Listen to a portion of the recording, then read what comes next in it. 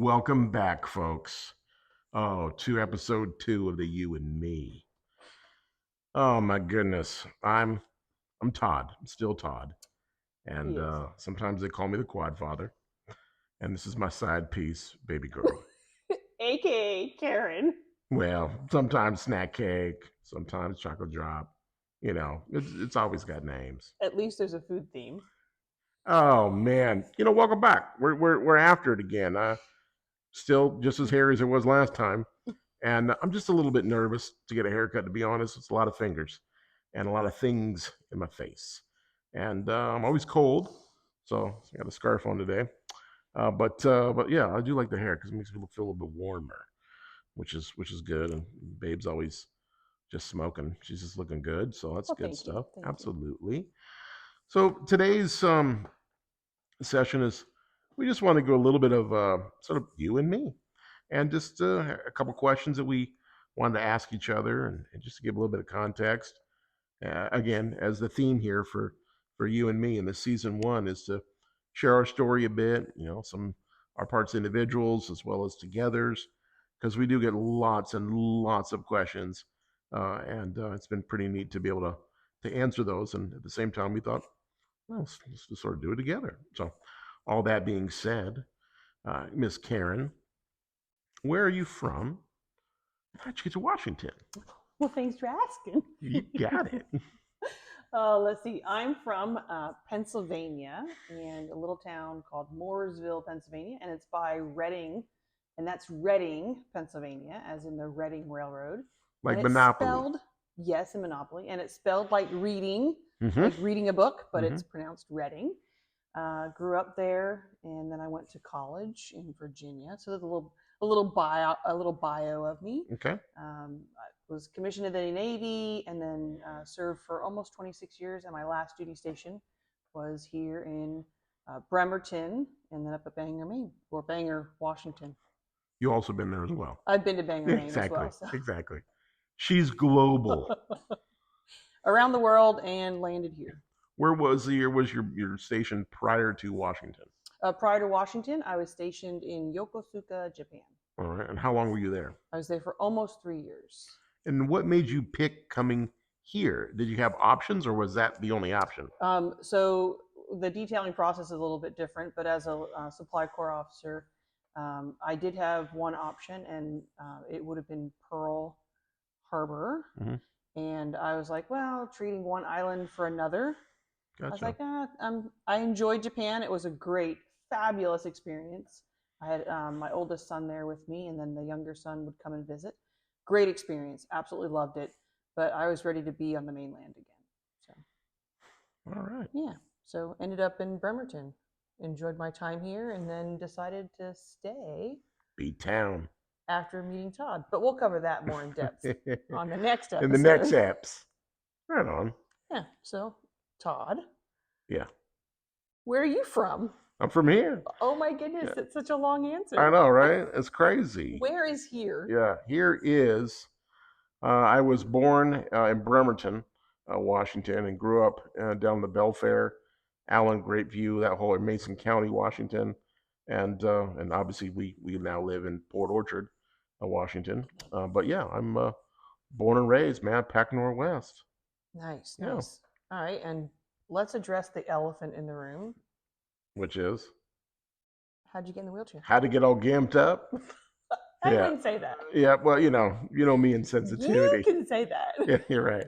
Not That's that so you funny. should. Yeah, but... yeah, the definition of the sea walk. But yeah, I got hurt when I was a kid. Was playing with some guns and accidentally got shot and paralyzed from the neck down. So my injury is at the C4, sort of like like right above the shoulders area.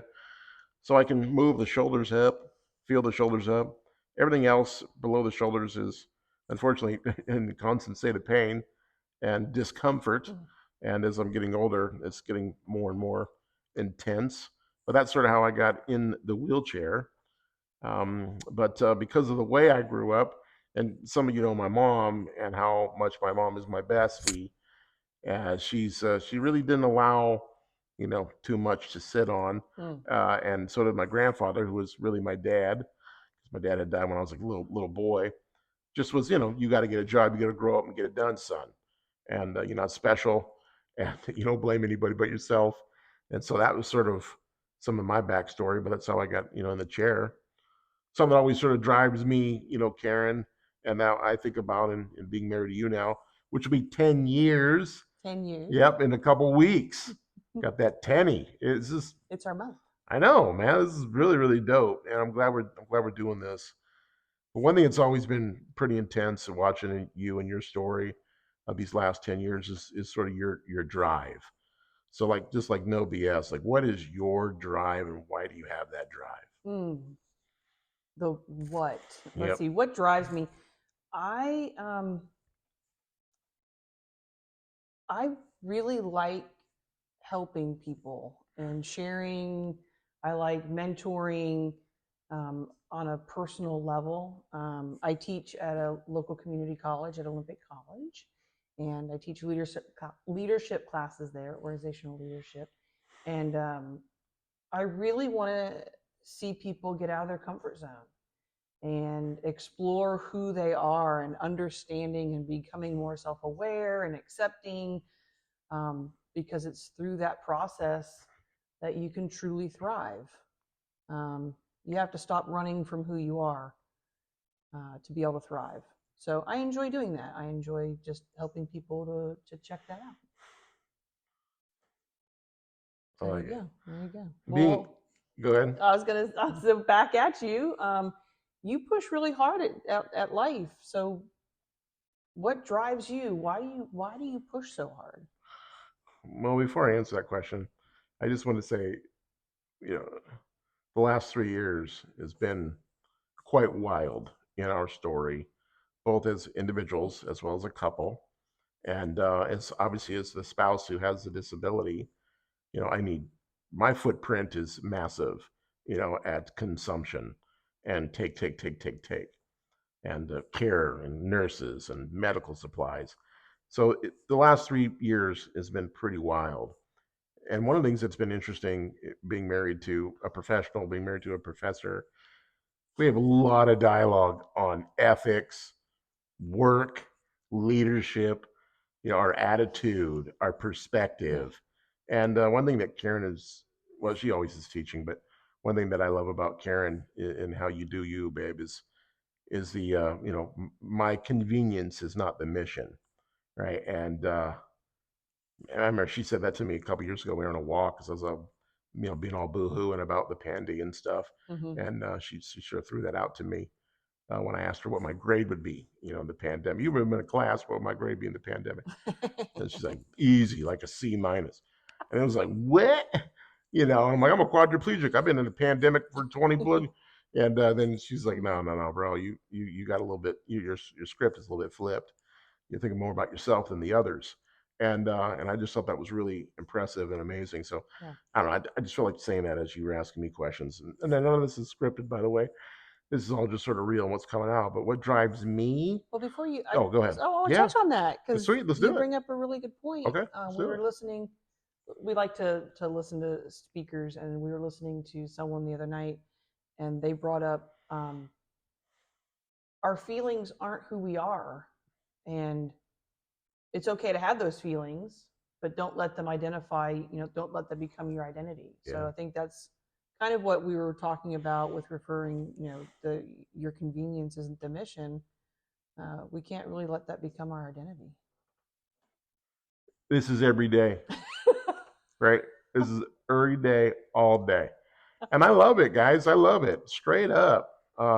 She doesn't really look at me as disabled at all. She just, there's no extra credit, No, it's what you have. with It's not Karen. who you are. Yeah, and perfect. And you got to get them things checked on the checklist.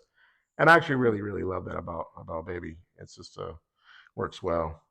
On the driving part, Yeah. of my story, well, that's easy. It all starts, as I said earlier, with my mother and my Hmm. grandfather. You are not special, and you own you, and you don't blame anybody. Right. Sounds harsh. You probably get mom and grandpa probably get that CPS called on them now, and probably divorcing children, or whatever those terms are nowadays. For me, it's all about demonstrating Yeah. I'm a grown ass man and I want to get it handled. And I want to show people that I'm real and legit, an entrepreneur, a business owner.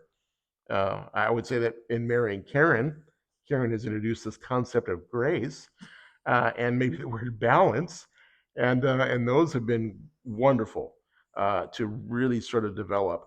I'm not saying my mom or my grandpa were Bobo. They were who they are and Mhm. who they are, and I love them, still love them. Pop Pop's gone, but my mom is still around, and she's one of my best friends. So nobody here, no me bagging on anybody. It's just I've grown, I've learned. You know, I don't know what 44 years old and been in the chair for what 35 plus.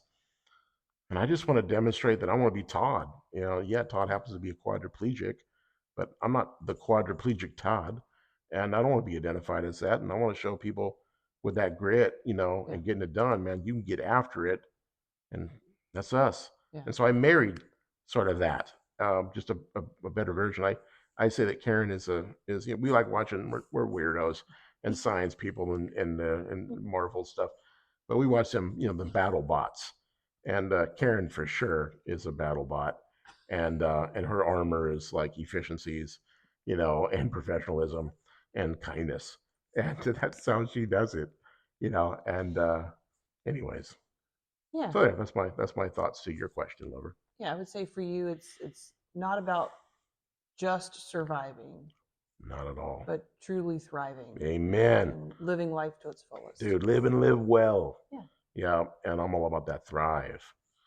All right. Well, I'm not sure how many minutes we've been doing this, but I think is it's there time. any other questions you might have, lover? I think that's it. That wraps us Okay. up. Our episode 2 in the tank. And we forget to see the other things we're supposed to say. Hit the buttons and the Oh yeah. subscribes Oh and yeah. smash things and click bells and all that stuff that the youngins say. All right. Mad love, mad respect. All right. Look forward to connecting with you.